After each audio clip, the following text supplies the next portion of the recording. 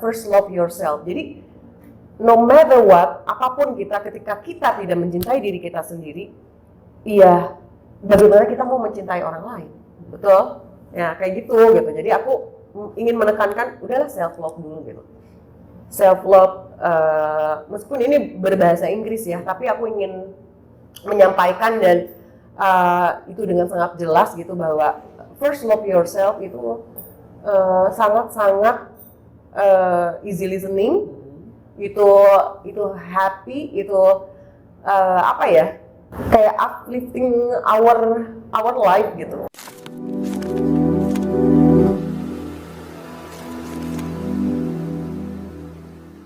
Assalamualaikum warahmatullahi wabarakatuh. Hai guys, jumpa lagi dengan saya Zaki Abbas dan Teh Rere Macadamia. Ya. Halo Teh. Macadamia. Halo. Baik. Kita ngapain Teh? Kita ngapain ya? Mengerujak ya? Enggak juga. Roasting enggak juga ya, bukan saya aku media. Suaranya keren guys. Teh, mau tanya nih. Iya, boleh. Dulu sebelum masuk Macadamia, band sebelumnya apa? Sebelumnya aku tuh memang dari mengenal, sebenarnya udah beberapa banyak ya band. Yeah. Yang pertama kali banget tuh aku sama Yana Marvel sebenarnya. Oke. Kita jadi satu band. Jadi aku masih ABG banget tuh kelas 3 SMP. Kita bawain grunge kalau nggak salah ya di situ. Terus aku juga sempat di band punk rock dulu di Saparua, namanya The Bollocks juga. Terus baru masuk, ternyata aku pas coba-coba nih nyanyi di kamar mandi, ternyata aku bisa nyanyi ternyata gitu. Dari situlah mungkin kayaknya aku mau coba alternatif deh, karena waktu tahun akhir 90-an ke 2000 tuh band-band cewek lagi ini banget ya, lagi naik banget. Nah dari situlah 90s, aku bawain 90s female rock gitu. Sama Macadamia gabung. Lalu sama Macadamia main-main di pensi-pensi dan pernah manggung juga di Indosiar dulu sama Pas Band. Pernah hampir mau rekaman sama Sony juga, tapi karena si manajernya nggak tahu ya, itu aku memang ceritanya panjang sih, cuman jadi nggak jadi. Inilah aku sempat vakum, terus ini backing vokal gitu, nyari duit lah ya gitu. Nah terakhir ada tawaran dari Tujuh Kurcaci waktu itu. Tahun berapa Tujuh Kurcaci ya? Kalau nggak salah 2003 ya, 2003 sama Tujuh Kurcaci. Itu album kedua, To The Beat. Genrenya R&B ya kalau Tujuh Kurcaci? Kalau Tujuh Kurcaci rap rock. Oh rap rock. Kayak new metal rap rock gitulah. Terus kita kan dulu tuh Tujuh Kurcaci itu sama Musika. Jadi ya berjalanlah, kita tour, kita manggung karena memang harus ini juga ya, ke radio-radio kayak gitu, kayak keliling-keliling gitu. Dan pada akhirnya aku juga ngebantuin Peter Pan karena kan sama kan Musika. Sempat. Kita tur cafe to cafe, terus di Hard Rock kayak gitu. Jadi dari album 1 sampai album 2 lah sama Peter Pan. Tapi ya aku cuman ini aja gitu, kayak backing aja, atau kalau enggak ada lagu yang sama dulu Boril mau bawain apa, aku yang ininya gitu. Masih silaturahmi ya sekarang sampai sekarang? Kalau sekarang sih udah agak, paling sama Reza aja. Sama Reza, iya, sama dia terakhir ketemu kemarin. Terus sama Jamrut juga. Legend semua ya? Kita nyari duit mungkin ya. Jadi ya gimana ya, namanya aku bisanya nyanyi, terus aku harus ngamen dan lain sebagainya. Jadi ya udah di situ areanya gitu. Ya sudahlah, gitulah berjalan. Sampai sekarang mungkin ya, ininya aja ya, garis besarnya aja. Sampai si Macadamia sempat dulu tuh 2019 bangkit lagi lah istilahnya, karena kan vakumnya lama ya. Karena aku ngebantuin artis-artis kayak gitu. Marshanda juga pernah aku jadi backing vokal. Terus ya pada akhirnya kita bangkit lagi, udah deh aku kayaknya band aku sendiri nih mau diin lagi nih sekarang. Tapi dengan yang mengusung bahwa aku bakalan campaign dan mengedukasi teman-teman lewat band aku ini gitu. Karena band aku ini adalah kendaraan untuk bisa mengedukasi teman-teman dan masyarakat semua gitu. Karena aku kan penyintas di kesehatan mental gitu. Oke. Seperti itu. Emang dari kecil udah suka nyanyi? Udah suka nyanyi sih, tapi kayaknya aku malah lebih kayak cowok banget deh. Dulu tuh aku sampai SMA tuh disebut Ujang malah. Oh, namanya Ujang? Nggak tahu. Aku disebutnya Ujang karena dulu tuh SMA pakai celana. Padahal aku dulu sekolah di SMA 9 yang di Lanud Husein tuh. Aku pakai kayak anak STM gitu kalau zaman dulu kan ya. Terus nongkrong pakai topi, terus yang nggak mau aja gitu, kayak kalau misalnya ada yang nyebut cantik atau aku nggak mau aja, aku marah gitu. Sadarnya kapan? Kalau sadarnya kapan? Iya. Aduh, sadarnya ya mungkin ya itu di bawah kesadaran saya mungkin ya. Aduh, sadarnya setelah saya apa ya? Karena memang kayak angkatan teman-teman di SMA tuh sampai alumninya pun taunya aku Ujang. Oke. Oh, si Ujang yang cewek itu ya katanya. Tahu aku kan ikutan PA gitu kayak gitu-gitu. Terus yang ya agak-agak inilah gitu, kayak mungkin orang terkenalnya dengan prestasi ya. Kalau ini mah enggak. Aku ngebom molotov tuh biar bisa. Aduh, ini nggak apa-apa, harus spill sini aja. Kayak sama anak-anak gitu. Ini kayak kalau misalnya gua pengen, kalau dulu tuh kan mabal ya. Kalau kita mau ini mabal biar gampang, ayo kita. Kan jadi ada tembok di belakang sekolah tuh. Ini agak apa sih namanya, agak goyang gitu ya. Udah bikin molotov. itu bener keidean itu. Jadi ya apa, sampai kita bikin bom-boman manual gitu pakai botol. Terus ya udah hancur lah itu, tapi ketahuan. Jadi kita digiring aja udah. Scores udah. Jadi nggak bisa masuk sekolah dong? Kenapa? Bisa masuk sekolah tapi kan? Ya bisa lah, bisa tetap. Soalnya apa ya? Mungkin bukan ini juga sih, kayak aku suka ikutan debat gitu, kayak lomba-lomba itu aku suka juara lumayan lah gitu. Bukan berarti ini cuman tetap sisi badungnya tuh ada gitu. Jadi mungkin guru juga ngelihat, aduh ini anak udah capek banget nih kayaknya gitu. Seperti itu. Oke. Akademinya itu terbentuk kapan Teh? Terbentuknya tuh sih sebelumnya ada vokalis cewek juga.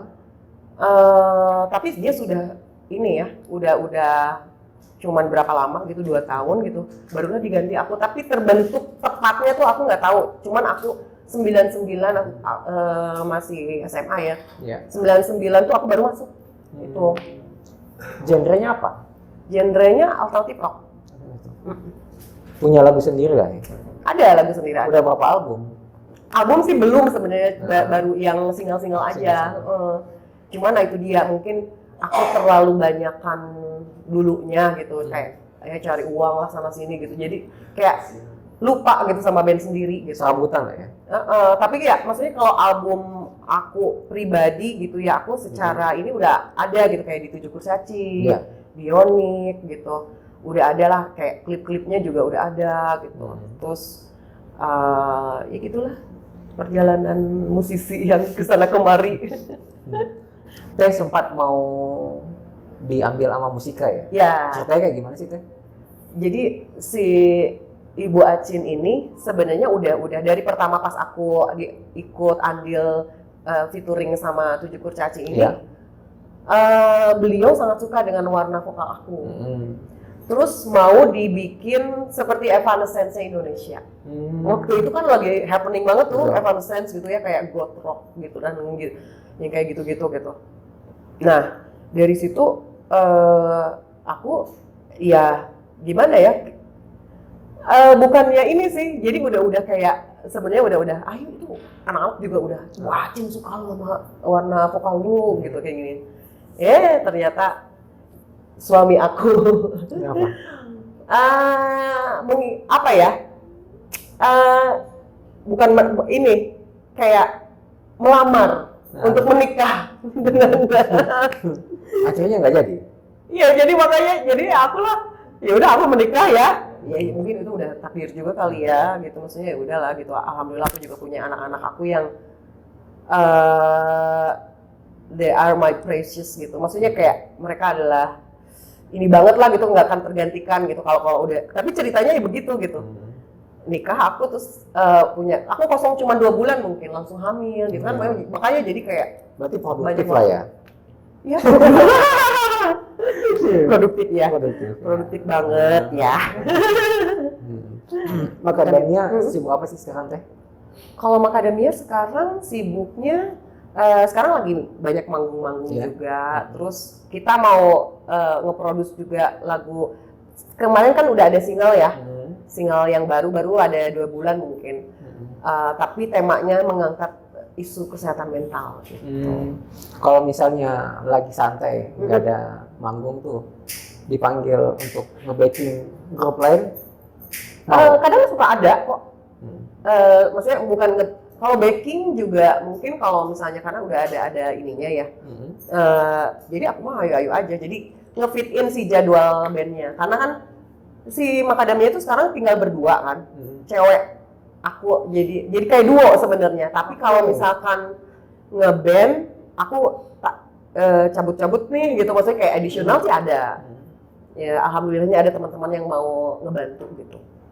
Nah, yang di Makadamia ini ada namanya Ratih. Itu dia memang sibuk juga, sibuk karena dia di Gcraft ya, terus dia juga punya butik yang ada beberapa brand yang dia pegang dan banyak pekerjaan ya kayak apa ya, keluar kota, kadang keluar negeri juga karena kan dia ininya sama Gcraft gitu ya, sama BI gitu.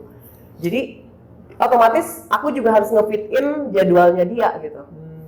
Jadi ya kita cari-cari waktu nih, ini tanggal ini, jadi kayak kadang mau bikin program kerja pun harus tahu jauh-jauh jauh-jauh hari gitu. Oke. Teteh kan juga pejuang kesehatan mental nih. Ya, membagi waktunya kayak gimana sih? Dan apa sih yang dilakukan Teteh di mental health itu kayak? Oke. Jadi ini nggak apa-apa nih cerita ini ya. Sedikit cerita Blas.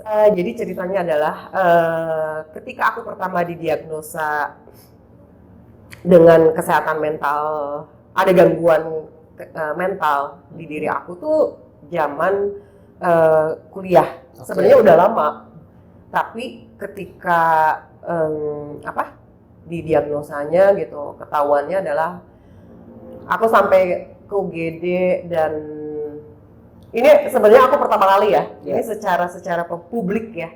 Biasanya aku sih kayak cuman area teman-teman yang penyintas gitu, kalau enggak psikolog dan lain sebagainya, atau enggak masalah yang offline lah. Ini aku pertama kali di sini ya, di channel ini bener-bener dengan segala agak-agak memang orang dengan ketika ada trigger lah, istilahnya trauma. Ada trauma, luka lalu yang sebenarnya susah untuk ini. Cuman sekarang alhamdulillahnya aku udah bisa speak up. Udah bisa speak up dan mengedukasi juga teman-teman dan lebih aware gitu.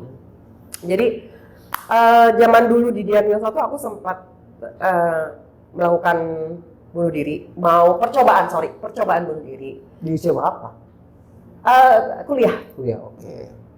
Jadi karena masa lalu waktu kecil tuh kan ada kekerasan seksual. Jadi itu yang men-trigger semuanya. Tapi aku selalu denial nih. Udah beberapa kali percobaan bunuh diri tuh kayaknya nggak mau gitu, nggak mau. Tetap dengan label itu apa sih ini gitu. Meskipun itu udah beberapa kali ya aku kontrol dan lain sebagainya. Cuman tetap orang-orang aku nggak mau ada yang tahu deh gitu. Jadi yang denial ya. Tapi pada kesini udah beberapa kali percobaan, udah deh capek deh kayaknya gitu. Dan akhirnya aku menemukan salah satu yayasan yang non-profit, jadi kayak wadah dan organisasi yang sangat peka terhadap isu-isu kesehatan mental. Namanya Rumah Kita. Ada IG-nya, boleh follow. Di situ aku aktif di situ, dan kemarin juga banyak program-program yang kita lakukan, kayak ada pendampingan, ada edukasi, ada terapi, ada kita juga kerja sama UPI kemarin untuk kelas menulis, ada kelas menggambar, ada pokoknya terapi untuk teman-teman yang membutuhkan gitu. Nah, dari sini kemarin pun baru kemarin banget aku jadi si beberapa yayasan disabilitas itu kita ada perwakilan, ada dari Dilans, ada dari Bilik, ada CAI. Jadi kayak itu tuh yayasan-yayasan yang disabel ya, bergerak disabel gitu. Ada yang netra, ada tunadaksa, banyak. Nah, kita tuh lagi merancang jadi udah lama sebenarnya prosesnya. Jadi ada perancangan, ini lagi tagline-nya. Nggak apa ya aku ini dulu.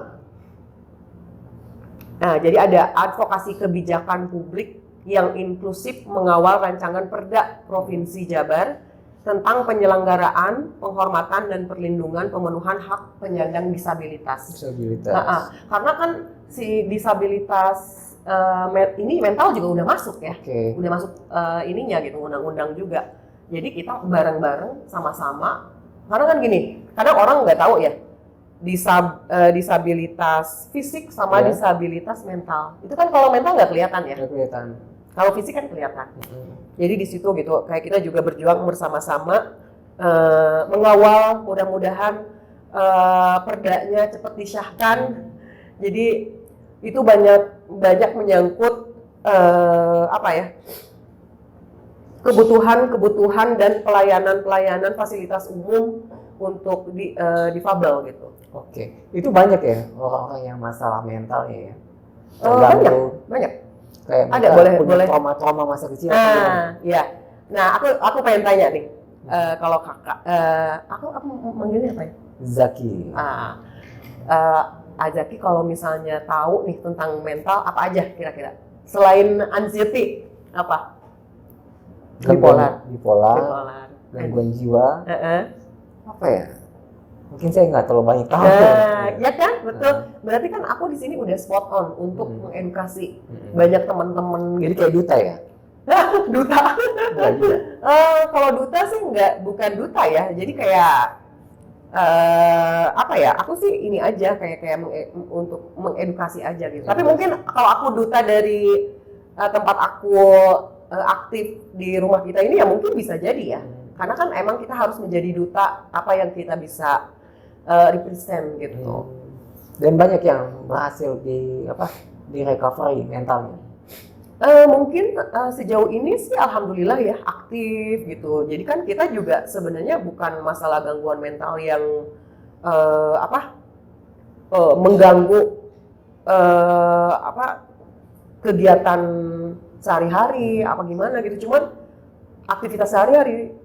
Tapi justru kita kita berdaya, kita produktif, kita kreatif, kita berprestasi gitu. Jadi cuman hanya kadang orang-orang kan mikirnya, kesehatan mental, awas loh ngamuk-ngamuk gitu kan, gitu-gitu kan orang biasanya takut nih orang ini kalau misalkan, tapi kan mereka nggak tahu gitu. Padahal banyak orang-orang cerdas, orang-orang yang berhasil, berprestasi itu di luaran sana sampai menjadi kedubes pun ada yang punya gangguan itu gitu. Iya.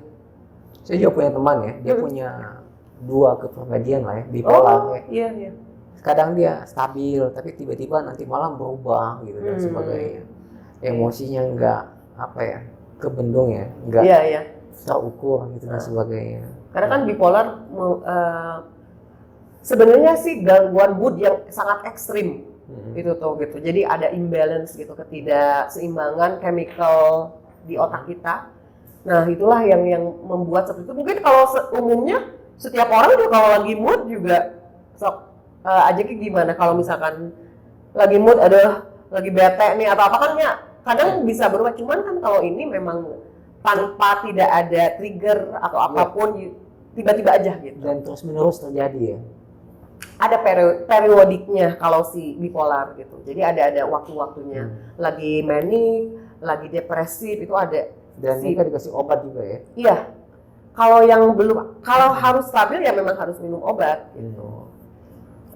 Jadi ya dan ada terapi-terapi yang lain yang banyak sih sebenarnya ada yang nyobain untuk kestabilan kayaknya itu mah harus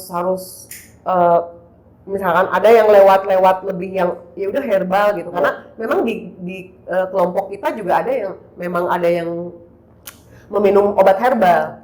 Ada yang memang dia secara holistik, ada yang tapi tetap dengan selalu ke dokter ya. Selalu pengawasan dokter. Psikiater tuh. Kalau di pemerintah kan pasti ada dinas sosialnya lah ya. Iya.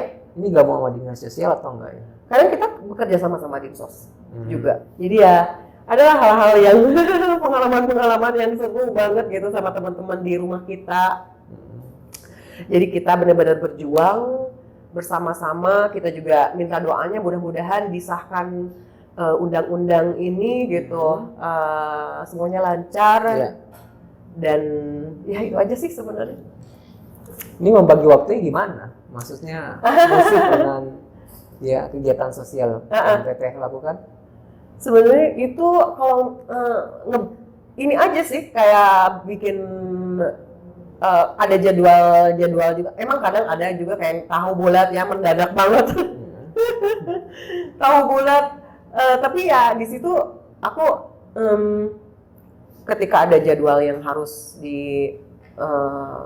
ini gitu dipakai gitu.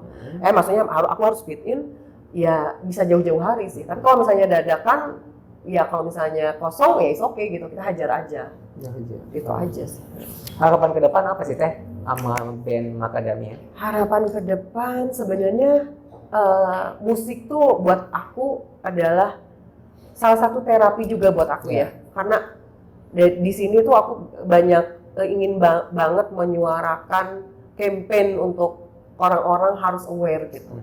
Jangan sekarang tuh kan bisa dilihat kayak teman-teman maaf ya Gen Z nih, Gen Z. Biasanya mereka suka self diagnose. Itu aku ingin selalu mengingatkan bahwa self diagnose itu itu enggak bagus gitu karena itu ngaruh ke mental diri dianya sendiri gitu karena ketika kita self diagnose dengan label ya udah kayaknya gua ini kenapa ya gua jantung berdetak kenapa ya ini kayaknya gua anxiety atau kayak kenapa ya mood gua ini kayaknya terus kayak ke online yang berbayar itu kayaknya itu juga enggak apa ya kalau kata aku sih belum bisa dibilang dia dapat apa yang seorang ahli gitu ya jadi harus tetap ke psikiater gitu harus ke yang ahlinya gitu. Psikiater atau enggak psikolog deh. Kalau misalnya enggak mau dulu sama obat-obatan, ya udah ke psikolog dulu. Kalau misalnya psikiater ini kayak aku nggak bisa nih, aku udah bener-bener butuh obat gitu untuk menstabilkan ya kayak untuk stabil, untuk mood semuanya gitu. Butuh obatnya ke psikiater.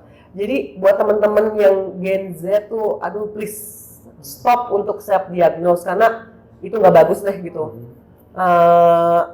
Dan karena kayak ini ya kebanyakan Gen Z tuh bukannya Gen Z tuh pintar-pintar loh. Iya betul nggak? Setuju terlalu pintar karena mereka tuh ketika diberi akses yang sangat banyak itu belum teknologi digital semuanya yang benar-benar mereka menyerap semua karena saking terlalu banyak informasi yang didapat, tapi mereka tidak bisa how to mereka untuk mengapresiasi dan untuk menyerap itu semua, karena terlalu banyak itu ya itu jadi kena mentalnya gitu. Kayak gitu. Apa sih yang harus dilakukan kalau misalnya yang pertama kali ya, pada saat orang kena penyakit mental gitu teh? Dia apakah harus langsung ke psikiater atau curhat dulu ke teman-teman atau gimana? Keluarga? Pertanyaan yang sangat bagus. Karena gini, ketika seseorang yang butuh bantuan, apalagi yang lebih bagus sih ya, misalkan dia kayak lingkungan yang terdekat dulu deh, keluarga, pasangan, itu yang bisa menjadi support system yang terbaik gitu. Jadi caregiver kita. Itu yang utama harus ngomong dulu sih sebenarnya. Apalagi kalau misalnya dianya open mind dan heart to heart bisa ngobrol, itu oke banget. Banyak kan yang menutup diri ya. Iya. Jadi dia nggak mau ke introvert kayak gitu ya. Iya.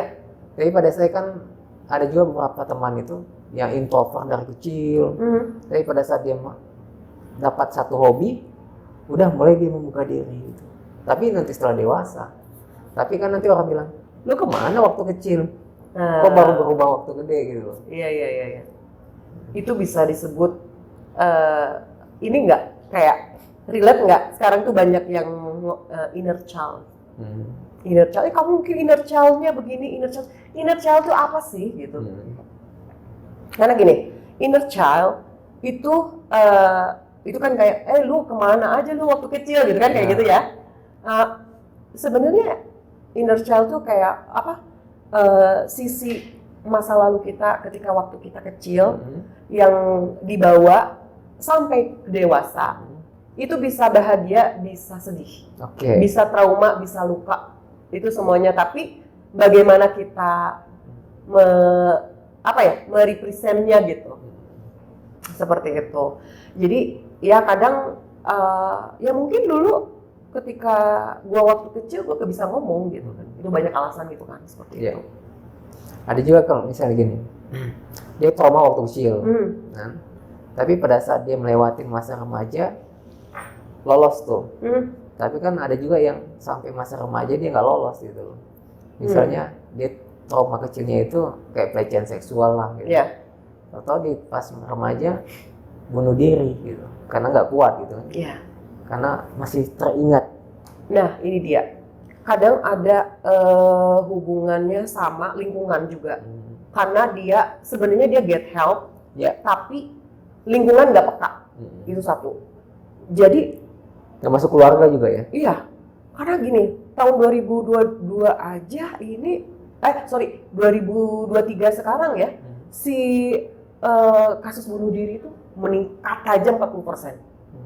Jadi itu sangat miris ya buat kita. Dan sedangkan kadang kita juga masih di stigma gitu untuk hal-hal apa sih gitu, kayak dark jokes gitu ya, kayak komedi hitam gitu, kayak apaan sih mental gitu. Padahal setiap orang, semua masyarakat, semua orang manusia di dunia ini itu ketika mereka are you okay gitu, I'm okay, tapi kayak di luar aja gitu, tapi di dalam tuh enggak. Itu kadang itu adalah base gitu, fondasi mental tuh gitu. Jadi aku pengen yang orang-orang tuh harus aware sebenarnya gitu. Seperti itu sih, makanya banyak kejadian-kejadian yang telat ngomong, maksudnya kayak telat. Kenapa lu nggak peka gitu ketika orang get help, lu embrace dong, ya. Rangkul dong gitu. Ini malah ngetawain, malah yang bully atau apa sedikit kan kita juga kayak fenomena bully juga ya, bullying tuh banyak banget gitu. Itu sih sebenarnya aku tuh makanya buat pemerintah aku mohon kasus bunuh diri yang sangat meningkat gitu. Aku mohon banget untuk si kesehatan mental ini lebih mungkin pelatihan aku sebenarnya ingin ke sekolah-sekolah ya.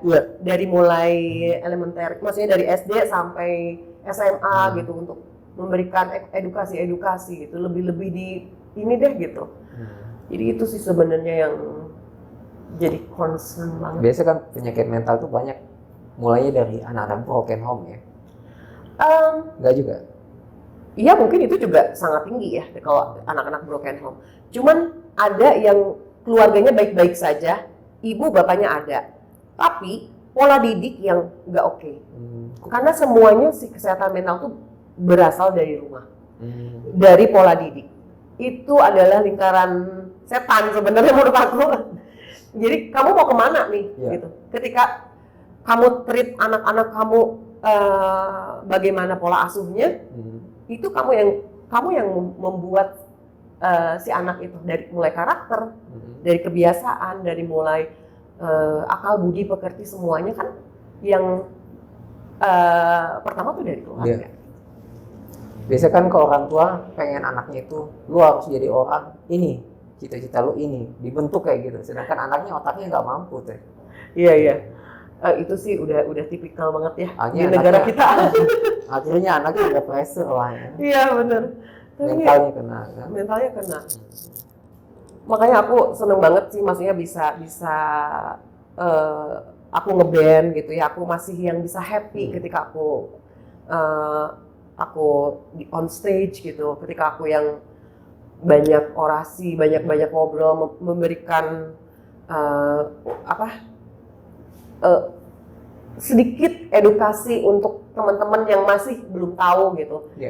Bagaimana sih ini posisinya, gimana sih, bagaimana perasaannya. Mungkin ada orang yang ketika pas udah meskipun dia mendengar sedikit gitu, tapi oh iya ya, mungkin waktunya, ya mungkin who knows ya. Ada beberapa orang yang bisa, ya aku di situ aja udah, aduh, this is makes me feels good. Pernah nggak ingat ke belakang tuh? Kenapa? Misalnya pada saat sendiri di rumah, yang kejadian back to the past gitu. Teteh masih berpikir ke sana nggak? Itu masih ada lah. Trauma masih ada. Trauma masih ada. Nggak bisa hilang 100%. No. Tapi itu bisa dikontrol. Itu bisa di manage how to treat, how our pikiran kita bisa istilahnya apa ya, disekat-sekat nih. Ketika kita bikin jurnal, ada banyak ininya gitu, kayak metode-metodenya meruminasi, namanya ada ruminasi itu, kayak kita bikin jurnal, kita bikin apa aja hari ini. Jadi itu it helps gitu, itu membantu banget. Memang nggak gampang ya, tapi alhamdulillah saya punya pasangan yang sangat mengerti. Coba dengar ya. Nanti dia hidungnya terbang. Jadi dia tuh biarin aja nggak apa-apa. Jadi dia tuh kayaknya kalau misalnya sama orang lain mungkin aku nggak tahu ya, udah nggak kuat mungkin ya, karena ada hal-hal yang ketika ya aku cerita di sini nggak apa-apa lah gitu. Maksudnya memang ini adalah bukan ini juga ya, tapi untuk orang-orang yang mempunyai pasangan dengan ada gangguan mental tuh bisa tahu gitu, bisa menjadi support system yang oke dan bagus gitu, dan dia juga well educated gitu. Nah suami aku ini dia kadang bukan apa ya, mungkin kalau misalnya udah ini gitu kayak aku mungkin nggak inget atau apa gitu, kayak ini kamu kenapa ya biru-biru? Kan sama kamu kemarin. Oh gitu. Oh iya ya aku lupa gitu kayak gitu. Oh my god, sampai sebegitunya gitu. Kadang dia juga yang ya pengertian ya. Karena biasanya tuh orang dengan gangguan, kalau misalnya nggak ngerti si support systemnya itu biasanya N aja udah. Terus sabar ya.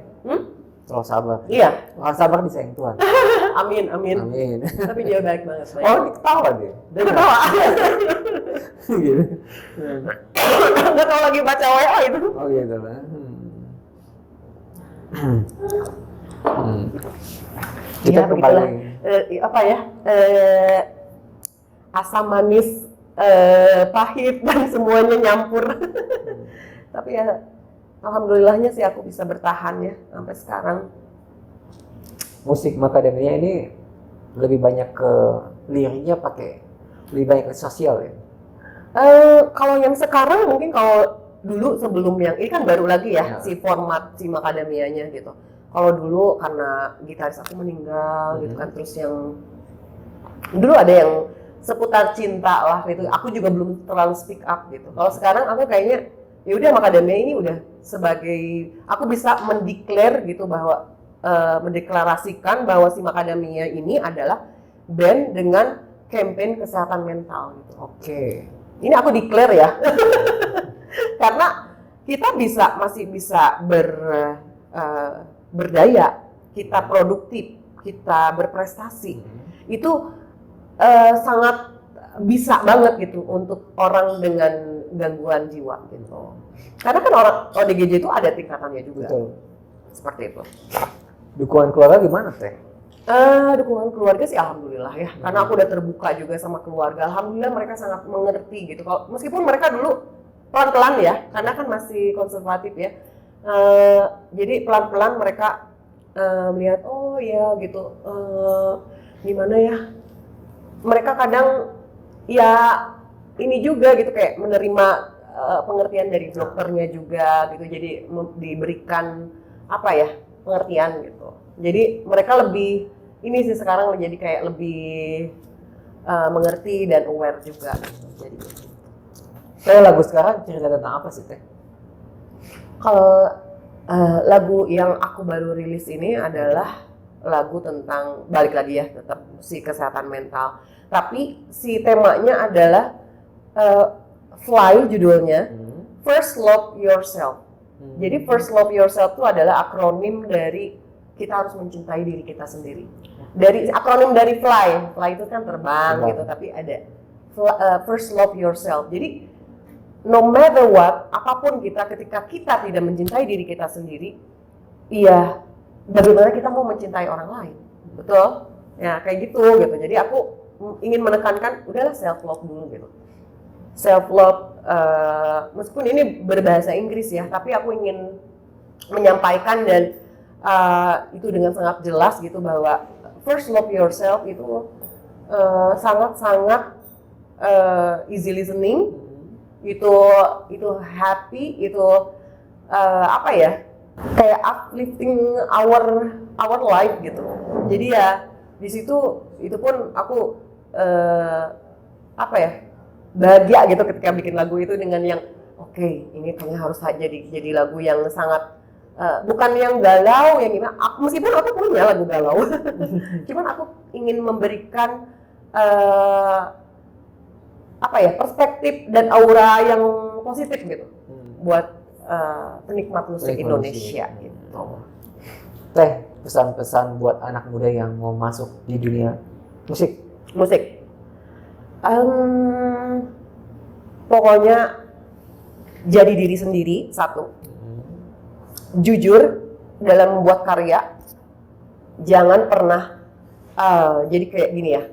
Aku tuh kadang suka ini juga sih, kayak aku tidak pernah melihat orang-orang bahwa oh kamu tuh ini banget gitu, si artis ini siapa gitu ya, artis luar negeri mungkin ya, ini kamu tuh ini banget gitu. Malah ada yang mendeklar gua mah si ini misalkan gua mah si Kurt Cobain banget lah gitu ya, kayak gitu.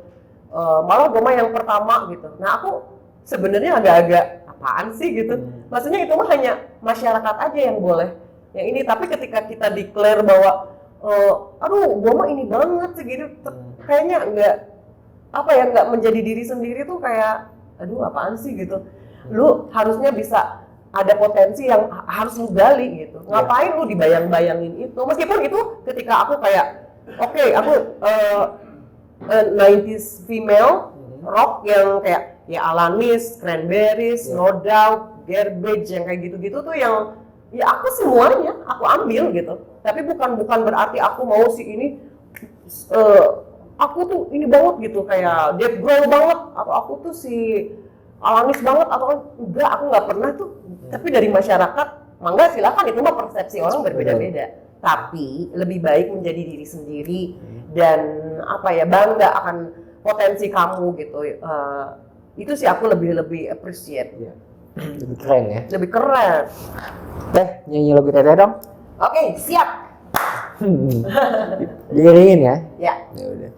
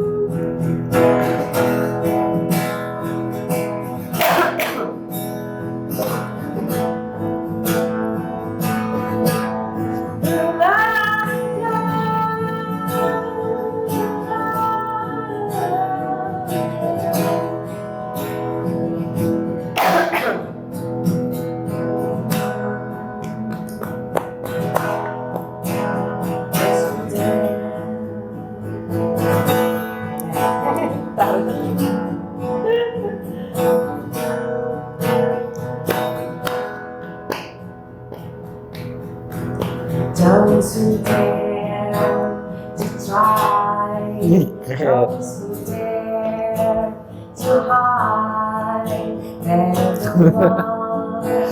You see me from the truth. Sorry agak batuk ya. In here today, tomorrow again. Let this be the last time you are free. I hide this feeling only because I know you don't feel the same, and I can't let you go. Oh, you still can't be free. I hide this feeling only because I know you don't feel the same, and I can't let you go. Oh, but you still can't be free.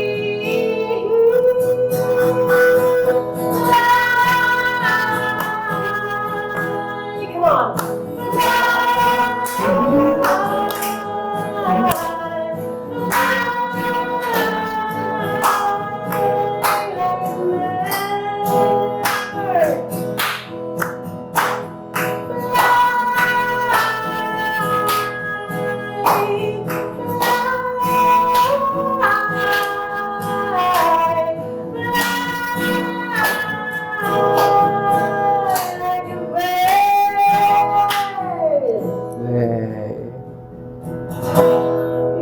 Segitu aja ya.